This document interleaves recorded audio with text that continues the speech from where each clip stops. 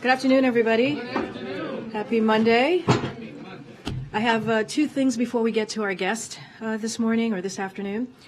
Today, the President and First Lady will honor the 2023 Teachers of the Year from state and territories across the United States for their excellence in teaching and commitment to students' learning.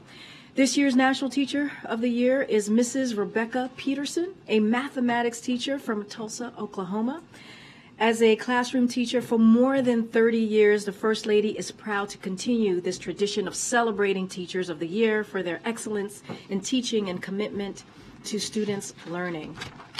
From day one, the Biden-Harris administration has been committed to celebrating and elevating the teaching profession and taking comprehensive actions to increase teacher pay, improve working conditions, and develop high-quality pathways into the teaching profession. And given that commitment, it bears noting that right now, Speaker McCarthy is demanding we slash education from funding by 22%. And if we don't, he's threatening he will throw the United States into default and tank the economy. That's the equivalent of cutting up to 60,000 teaching jobs, affecting 25 million children, and it would mean as many as 7.5 million children with disabilities could face reduced support. So today, while celebrating our nation's educators, the President is going to talk about why slashing funding for education is the last thing our country needs, and why this administration is focused on supporting our teachers and schools. Also today, the President shared that Domestic Policy Advisor Ambassador Susan Rice will depart the White House late next month. Susan has served at the highest levels of government for the last 3 Democratic administrations. 8 years in the Clinton administration, 8 years in the Obama administration, and since day one here with President Biden. It's truly very impressive.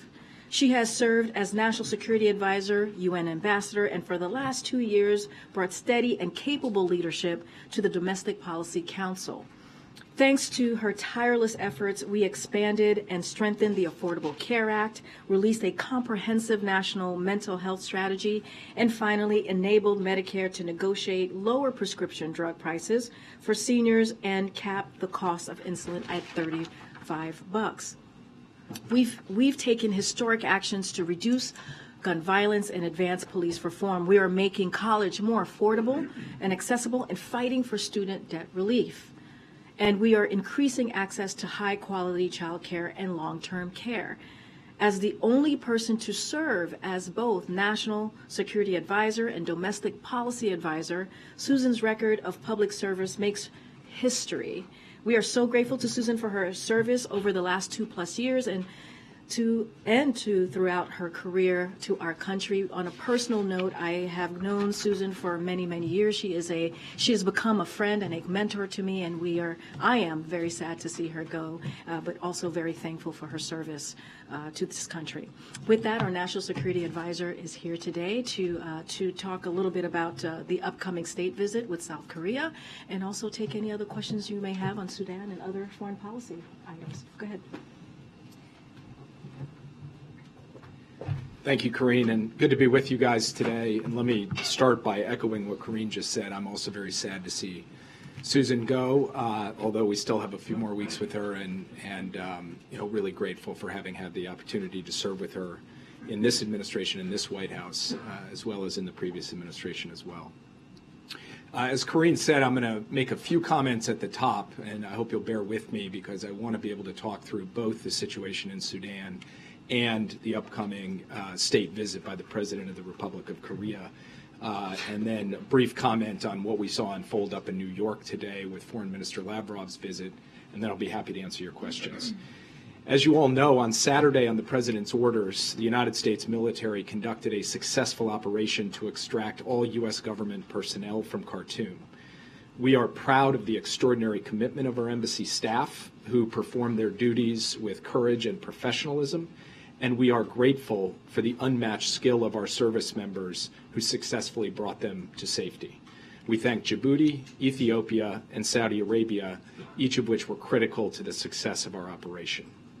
At the President's direction, we are actively facilitating the departure of American citizens who want to leave Sudan, as the State Department has been urging them to do for years. We have deployed U.S. intelligence, surveillance, and reconnaissance assets to support land evacuation routes, which Americans are using, and we're moving naval assets within the region to provide support. American citizens have begun arriving in Port Sudan, and we are helping to facilitate their onward travel. We're also supporting the efforts of our partners and allies, including local partners, to evacuate or otherwise ensure the safety of their people. U.S. Africa Command has established a deconfliction cell for this purpose. We've made clear to the highest levels of both the Sudanese armed forces and the rapid support forces that they are responsible for ensuring the protection of civilians and non-combatants, including people from third countries and humanitarian staff who are still to this day working to save lives. We continue to condemn in the strongest possible terms the violence between the SAF and the RSF, and we have now deployed a USAID Disaster Assistance Response Team, a DART team, to the region to help coordinate our humanitarian response. This tragic violence has already cost the lives of hundreds of innocent civilians. It is unconscionable. It must stop. The belligerent parties must implement an immediate and unconditional ceasefire, adhere to international law, allow unhindered humanitarian access, and respect the will of the people of Sudan to return to a path of civilian rule. I want to stress that we have only temporarily suspended operations at the U.S. Embassy in Sudan. We fully intend to resume those operations as soon as it is safe to do so. We remain deeply committed to the Sudanese people and to their future. Also, as you know, President Biden will welcome President Yoon for the White House's second official state visit this week, marking the first state visit by an Indo-Pacific leader during the Biden-Harris administration. This visit also marks 70 years of the U.S.-ROK alliance. We're celebrating the last 7 decades of this alliance, and we're looking forward to the next 7 decades. Under the Biden-Harris administration, the U.S.-ROK alliance has grown far beyond the Korean Peninsula and is now a force for good in the Indo-Pacific and around the world. The two leaders themselves have developed a rapport over the course of the less than 1 year since President Yoon took office in Korea. And they've had a total of 4 engagements already just in that short time. Our economic and people-to-people ties will be front and center on this visit. During the Biden administration alone, just in the last 2+ years, the Republic of Korea has invested over $100 billion in the United States. That is translating to jobs across this country. This includes the Samsung semiconductor fab in Texas, Hyundai's work to build an EV factory, significant new investments by SK and battery plants, among others. The summit will also celebrate what we've been able to do under President Yoon's leadership since he took over. From unveiling its first ever Indo-Pacific strategy to being the first president of the ROK to ever attend a NATO summit, to co-hosting the second Summit for Democracy, the ROK is stepping up around the world. President Yoon has also shown determination and courage in his moves to improve ties between the ROK and Japan, an issue that has long been of deep interest to President Biden. Together, President Yoon and Prime Minister Kishida are strengthening the ROK-Japan relationship in ways that leave us all stronger and have helped contribute to a stronger trilateral relationship among the United States, the ROK, and Japan. This visit, of course, also comes at a critical moment as North Korea continues to develop its nuclear and missile capabilities. The two leaders will have a chance to consult closely on that. President Biden will reinforce and enhance our extended deterrence commitments to South Korea with respect to the threat the DPRK poses. The alliance remains committed to pursuing dialogue with the DPRK to achieve a peaceful diplomatic resolution to longstanding differences and to achieve the complete denuclearization of the Korean Peninsula.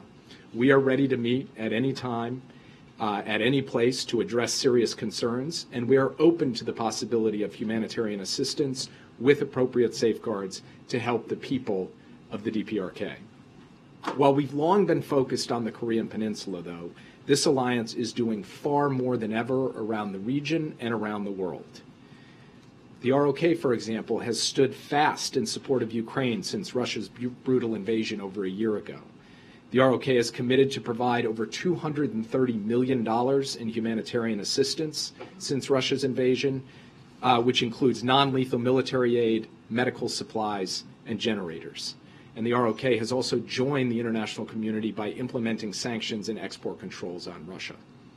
On Wednesday, President Biden and President Yoon will announce major deliverables on extended deterrence, on cyber cooperation, on climate mitigation, on foreign assistance, on investment, and on strengthening our people-to-people ties. And we'll have more to share on the specific deliverables tomorrow and going into Wednesday.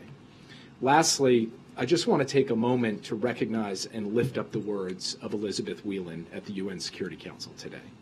As you all know, Elizabeth is the sister of Paul Whelan, who has been wrongfully detained in Russia for far too long now, despite our quite extraordinary efforts to bring him home, which the Russian government has repeatedly spurned. I've met Elizabeth, and I've felt firsthand what the UN Security Council saw up close today.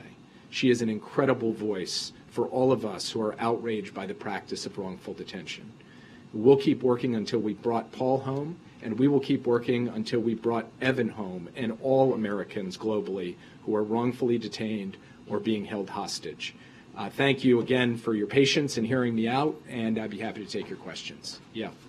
Starting on facilitating the departure of Americans from Sudan, what is that American boots on the ground? How many of the estimated Americans who are there do you intend to get out, or can you plausibly get out of the country? Well, first, we have not put American boots on the ground in Sudan other than for the brief period that we brought the military in to evacuate our personnel. We have placed ISR assets, intelligence, surveillance, and reconnaissance assets over the land evacuation route to help facilitate safe travel by land from Khartoum to the port of Sudan. And we have started to see a more regular pattern of convoys begin to arrive, including convoys that have Americans in them. Once at the port, then, we are using diplomatic facilities in neighboring countries to help those Americans with their onward travel so that they can get safely out of the country. We anticipate that this route will continue to be available for Americans who are looking to leave, and convoys continue to get organized, depart Khartoum, and arrive at the port of Sudan. As I mentioned, we have also begun to move naval assets for any potential contingencies off the coast of the port of Sudan. Those are the major ways in which right now we are providing the kind of support and facilitation to help Americans who want to leave be able to leave, and Americans are in the process of availing themselves of that. And as I said before, we have seen Americans begin to show up in the port of Sudan. Yeah. Thanks, Jake. I'm just following up on that, and maybe this is what some of the naval assets are for in terms of contingency planning. Are there U.S. emergency assets outside of or beyond the intelligence capability and assets that could be called on should one of the convoys that has U.S. citizens inside of it come under attack? So I don't want to speculate about a particular contingency, but I will say this. The president, immediately after the outbreak of violence several days ago, did order the deployment of capabilities to the region to be able to deal with any number of contingencies. Some of those capabilities were used to be able to get the personnel from our embassy, and the military has walked through the specifics of that. Capabilities in countries near Sudan remain available at the president's disposal should they become necessary. We don't at the moment have any plans to put those to use, but we are prepared for a range of contingencies, and the naval assets will add to that, but that is not the sum total of what we have available in the region should it be necessary. Yeah. Thank you, Dr. I know it was a busy weekend for you. You say the U.S. is temporarily pulled out of Sudan and will return when it's safe to do so.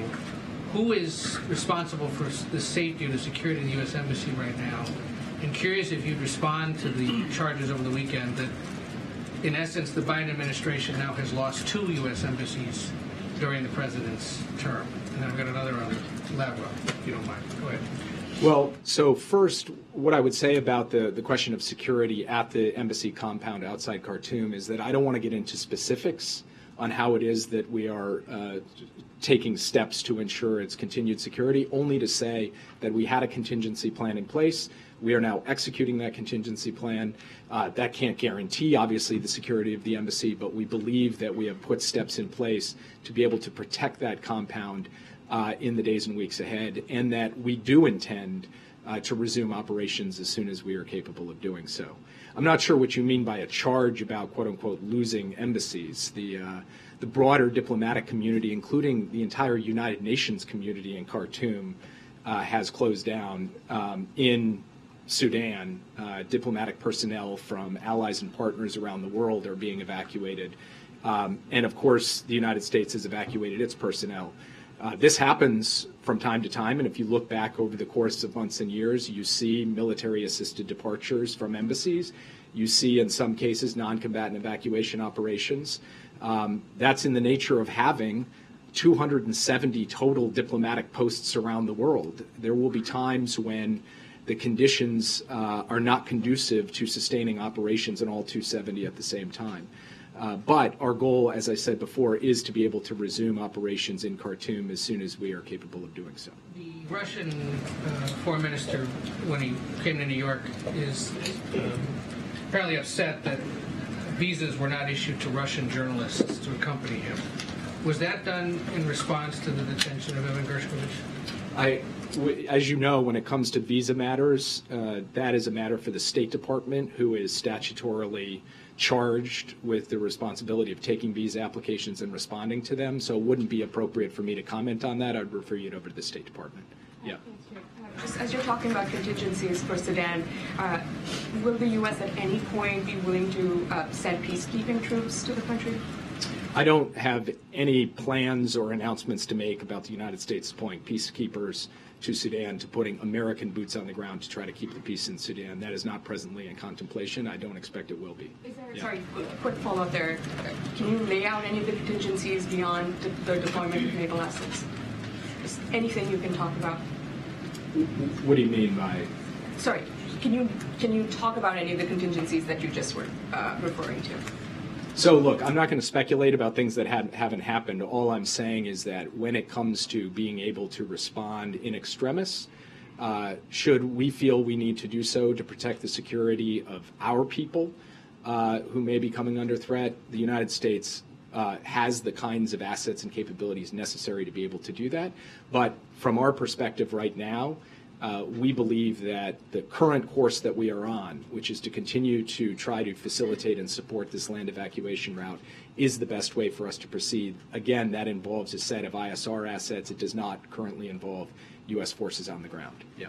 You just mentioned that you are seeing more Americans arriving at the port at Sudan, but it seems that last night and over the weekend, the State Department was warning Americans to be cautious of private convoys because they were too dangerous headed in that direction. So does something shift there because of the assets that have been put in place, and is the message now it would be safe to travel to the port? So we are very clear-eyed about this. There are risks with any potential option. There were risks when we flew helicopters in to get our people out. So we're not saying anything is an ironclad safe option, and it would be wrong of us to tell Americans, oh, you've got nothing at all to be concerned about. There's obviously fighting happening in this country, and whether it's trying to leave by air or by ground or shelter in place, all of them bring risks with them. So we are communicating risks quite clearly and quite directly to people, as we have communicated risks over more than a decade to tell Americans not to travel to Sudan in the first place and to leave Sudan if they were there. But what we are also saying is that for those Americans who are interested in joining a convoy, we have been providing information about how they can do that. And then, as I mentioned before, we are now providing some degree of overwatch to try and ensure that these convoys can arrive safely. We have seen a number of them now arrive safely. We have seen Americans among those convoys.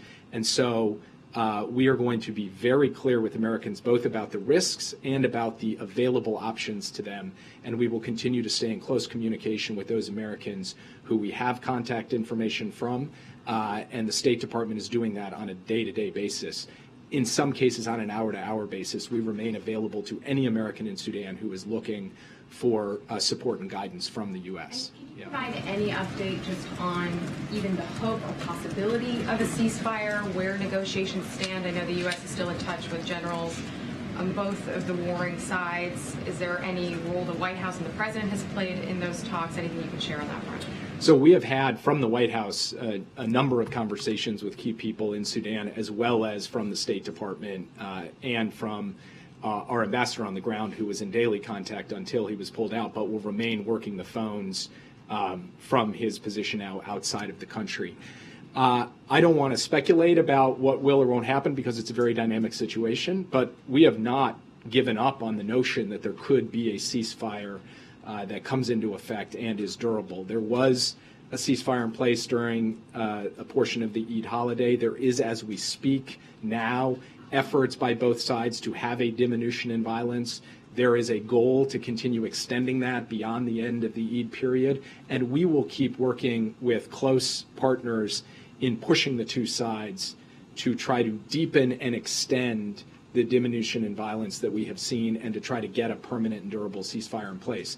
I can't give you a prediction as to whether that is likely to be successful or unsuccessful. We see the risk of protracted conflict here, but we also see a possibility, one that we are going to exercise every tool we have available to us, that we could get to a ceasefire, and we want to drive to that if at all possible. Yeah. Jake, what more can you tell us about the contours of the nuclear deterrence package that you're going to announce this week? Should we view it in the context of the desire on the part of the majority of people in South Korea that they should have their own nuclear deterrence? We will have the two presidents actually release a statement that deals with the question of extended deterrence, particularly in the context of the threat and the evolving threat posed by the DPRK. I'm going to wait until we roll out that statement. I won't preview it in great detail from this podium, but what I will say is that we believe that that statement will send a very clear and demonstrable signal of the United States' credibility when it comes to its extended deterrence commitments to the Republic of Korea and to the people of Korea.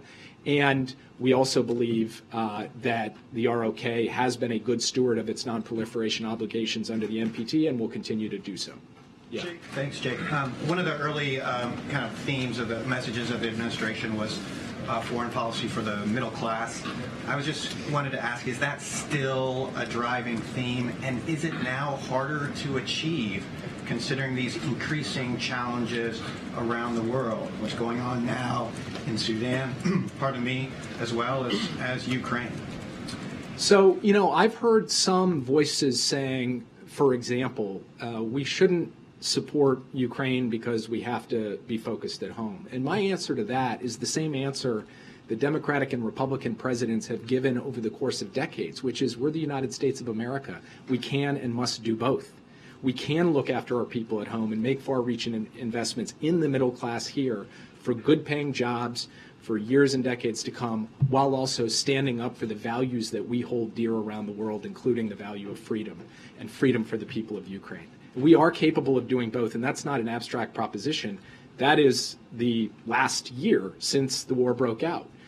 In that time, we have not only mobilized an international coalition to resist Russian aggression and to protect Ukraine as a sovereign and independent country, we have also made historic investments in clean energy, in infrastructure, in technology, in the United States, investing in this country in ways that are going to make the middle class stronger, more vibrant, and bigger than it was when President Biden took office. So from my perspective, the United States has significant obligations around the world, obligations that relate directly to our national security and to the well-being of working people here in this country. We will discharge those obligations. We will do that while at the same time putting in place the most significant set of investments in more than a generation in working people, middle-class people in the United States. And so I think the results speak for themselves. And the answer is yes, we still are committed to a foreign policy for the middle class. Yes. Thanks, Jake. You said from the podium that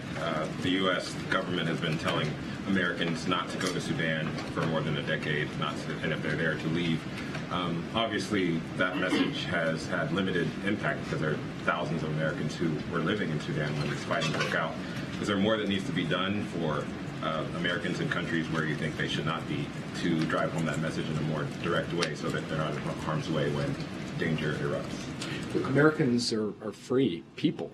We cannot dictate where they travel, tell them they must go or not go to a particular place. We can only give them the best, clearest, most sustained, most consistent advice. And we have been as clear, as consistent, and as sustained as we possibly can over the course not just of this administration, but previous administrations, to tell people about the dangers of living in Sudan. I would also point out that the American people do need to understand, as I've stood at this podium and said in other contexts, like in Ukraine, it is not standard practice for the United States to send in the U.S. military into war zones to extract all American citizens. We didn't do it in Libya, we didn't do it in Syria, we didn't do it in Yemen, and no, we didn't do it in Ukraine. Afghanistan was a unique case involving the end of a 20-year war that the United States was centrally involved in. But Americans should understand that we will go to great lengths to support and facilitate their departure from difficult circumstances, that we will try to protect them from harm as best as we possibly can, but that there should not be a broad expectation of a massive military operation to seize an airport or otherwise evacuate people from a country. And that has been the pattern over the course of many years. It is the exception, not the rule, for us to do something like that. Yeah. So when it comes to those great lengths you just mentioned, Kirby this morning said that right now, it's not very safe to try and run some larger evacuation, but should we take that to mean that there is a willingness to conduct a larger scale evacuation if and when conditions improve, or no? Well, there's certainly a willingness to take steps to help Americans be able to get out of the country. And if those steps in a risk analysis included, potentially facilitating civilian flights or anything else along those lines, the president has asked for every conceivable option to be able to help Americans. We would like to help as many Americans go as possible, but we want to be able to do so in a way that is fundamentally reducing overall risk, not increasing overall risk. That's the calculus that we're making on a day-to-day basis. And right now, we believe that the best way for us to help facilitate people's departure is, in fact, to support this land evacuation route, as well as work with allies and partners who are working on their own evacuation plans as well. Can you just take us a little bit behind the scenes of the president's decision to evacuate the embassy on Friday night? What was it that tipped the scale for him to realize, this is go time? I think it was a combination of three things. One, the opportunity presented itself because it became clear to us that this was a viable operation, that we could run it, we could do it, and so he thought, okay, you've given me an option that will be successful. Second, it became clear also that there was a decent likelihood that we would see some form of protracted conflict, even if punctuated by moments of ceasefire. And so we couldn't just wait for the end of this all. And then third and finally, there were considerations, which I won't go into great detail here, involving how long you can sustain a platform with a full complement of U.S. personnel living at an embassy indefinitely, while fighting is raging and supplies are difficult to obtain. So you put all of those things together. The president felt this was the right moment. It was the right opportunity. He directed his military to seize that opportunity, and they successfully carried out the mission. Thank you, Jake. On Ukraine, I wanted to give you the opportunity to respond to a former White House stenographer who this month outed you as an anonymous senior administration official who briefed reporters on Air Force Two en route to Ukraine in 2014. He says that you spoke about giving aid to the Ukrainian national gas industry just days after the second son had secretly joined the board of a Ukrainian gas company. He says he considers you part of a corrupt influence peddling conspiracy. He wants to testify to a Delaware grand jury about it. Do you have a response to that? And were you part of a corrupt influence peddling operation involving the Biden family in Ukraine or any other country? No. Yeah. Thank you so much, Jake. Two questions. One about the conversation I had with your counterpart from Brazil about the Lula comments on the war in Ukraine. Do you believe that conversation put the episode behind, smoothing the situation, and today Brazil condemned the violation of Ukraine territorial integrity at the UN Security Council? So right now, do you have confidence you can count on Brazil on the matter? Then I have another question about the delegation going to Colombia. I had a good conversation with my Brazilian counterpart, Ambassador Amorim. We covered a wide range of issues, including Ukraine, and including some of the public comments that we had seen. It was constructive. It was detailed. We agreed we were going to follow up and have a further longer strategic conversation about the full range of issues that the U.S. and Brazil both face around the world, and I'll leave it at that for now. But I do have confidence in the fundamental underlying strength of the U.S.-Brazil relationship.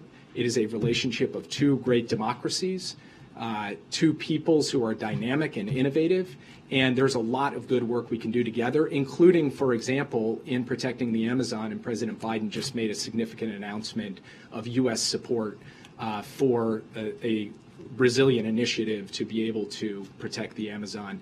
That's the kind of thing that we should build on, even as we take on these difficult geopolitical challenges together as well. Yeah. Yeah. Quick question.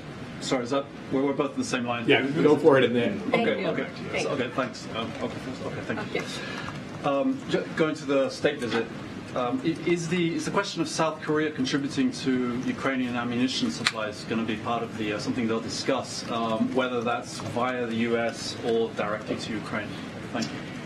Well, I will disappoint you by saying that I'm not going to get into the private conversations that they will have about Ukraine. Obviously, Ukraine is going to be an important topic of conversation. The president will thank President Yoon for the $230 million in non-lethal assistance they have given, the support on sanctions and export controls, and then they will have a chance to talk about the military situation on the ground there. But I'm not going to go further or get ahead of the president in terms of that conversation that will take place when President Yoon and he meet here at the White House on Wednesday. Yeah, I'll take this, and then I'll call it a day. So.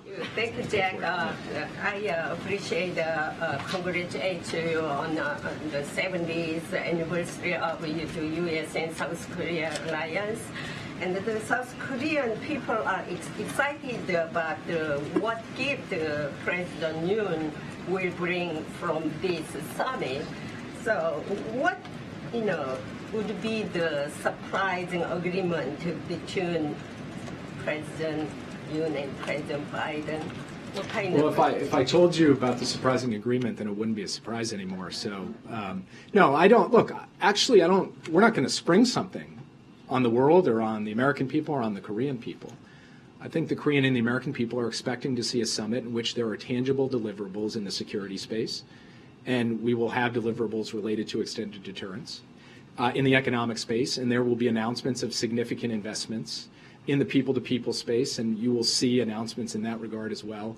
And then they expect the two presidents to cover issues related to the big topics of the day, from the war in Ukraine to the climate crisis. And so I think this summit is going to meet the very high expectations that both publics have from it, and they're right to have high expectations because we are reaching a new level in strength of the U.S.-ROK alliance. I think that will be on full display when President Yoon is here on Wednesday, and we are very much looking forward to laying out the full suite of achievements and outcomes from this summit on Wednesday. And I will not further steal the thunder from the president, either this president or the ROK president, before doing that on Wednesday.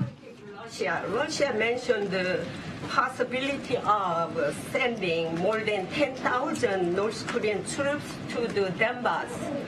How can you say about this? North Korea's troops, special forces to Donbass, Ukraine. So how are you going to say about this? I mean, our position is that there should not be Russian forces on sovereign Ukrainian territory, and there shouldn't be forces of any other hostile country on sovereign Ukrainian territory either, and that position is clear and unequivocal, shared between the U.S., the ROK, and every country that has voted to condemn this brutal, illegal war of aggression being perpetrated by Russia against Ukraine. Thank you, guys. Why did the documents breach go undetected for so long? I think the pool has to gather. Oh, it's open press. Okay. All right. Well, I guess you guys can go gather if you choose to do. Real quick, the president's been under some calls to now sit down with House Speaker Kevin McCarthy now that he has released his outlines of his plan on the debt limit. Why is now the time for the president to actually speak to the speaker and begin substantive negotiations? So here's the thing. Zeke, Look, we've been very clear. We're not going to negotiate over avoiding default. We've been very clear about that. The administration is going to have a conversation with leaders over the budget, over the spending cuts. We've been very clear about that, and we have said that from the beginning of this process. That look, we'll have that conversation. But when it comes to default, when it comes to their constitutional duty, that is something that they can do today. They can actually deal with something that would be devastating if they didn't take action, right? Now, when it comes to what we have seen them put forward, 22% cut on education, on veterans, on Meals on Wheels, on food safety, on law enforcement, all of those things are devastating to workers, seniors, to our children, to working families, and clearly they showed us what their value were. But what they have done is they have put those two things together, the debt ceiling and spending cuts, and we have always been very clear, Zeke. We have been very, very clear. We are not going to negotiate when it comes to the full faith and credit of this nation, and they are holding that hostage currently. They are holding the economy hostage, and so look, they have to. We're not negotiating over that, and they have to avoid default. It's very clear. It's very clear. They need to make sure that we're not put in a situation where our economy could be put at risk. And again, been very clear about that. I know we have to. I think we have to. Yeah, you have to leave now if you want to cover. And I'll go for another. I think once he starts speaking, we have to end. So I'll go for a couple more minutes. Go ahead. Thank you, Karine. We saw the Michael decision, and so I wanted to. So we saw the statement from the president, of course, over the weekend as well. Just going forward, as that case makes its way through the courts, what more can we expect to see from the White House and from the president, of course, the VP? So look. So the one thing that really want to make sure that the American people understand that MIFA Prestone is very much remains available while we continue the fight in courts, and that's what we're committed to do. We've said this over and over again. This administration, the Biden-Harris administration, is going to continue to fight for women's rights. We're going to continue to fight for the FDA to have the right to make these medical decisions, to make these evidence-based decisions, and so that's what we saw. That's what the judgment really preventing the lower court decision from going into effect, which is incredibly important. But we are going to continue to fight, and we're going to continue to call on Congress to codify Roe. And that is something that you saw in the president's statement, something that you've heard from the president many times. Again, the fight continues. We're going to continue to fight for millions of women who are across the country, and that will not stop. Just a specific question on that. A lot of retail pharmacies, the pharmacy chains around the country are going through this certification process to keep the pill available, or even in some situations make the pill available for the first time. Can you give us an update on where things stand? Is the White House working with HHS? Because that regulatory change was proposed in January. Is there any update on that? Because I don't have an update. That is something that HHS can speak to much more directly. What I can say from here is that we believe that we will prevail in the courts. We believe that the law is on our side, and we're going to continue to fight for millions of women across the country. Go ahead, Joe. Yeah, thanks, Karine. I want to follow up on what Zeke asked there. Senator Klobuchar on CNN yesterday said that President Biden should sit down and negotiate with the Speaker on the budget, but also made clear that the spending cuts should not be tied to the debt ceiling. And so would President Biden sit down with McCarthy to debate, to negotiate their different budget proposals, or what is the position? So I want to be very clear here. The House Republicans' position is unless the President and the Senate agree to their entire agenda, that they're going to default and crash the economy. And that is dangerous. That is something that we're going to continue to call out, and it is unreasonable to do. We have been very clear. There will not be any negotiation around the debt ceiling, right? This is something that is their constitutional duty to do. They've done it 3 times. You've heard me say it over and over again. They did it 3 times in the last administration, and they should do it now. And look, every Republican that votes for this bill that Speaker McCarthy and MAGA Republicans have put forth, they're voting for cutting costs on veterans. They're voting for cutting costs on education. I just laid out at the top of the briefing what that would mean. 60,000. I mentioned 60,000 teachers. I mentioned how many kids it would affect. And so that's what they would be voting for, against those things that American families need. And we're talking about programs that they need to meet ends meet.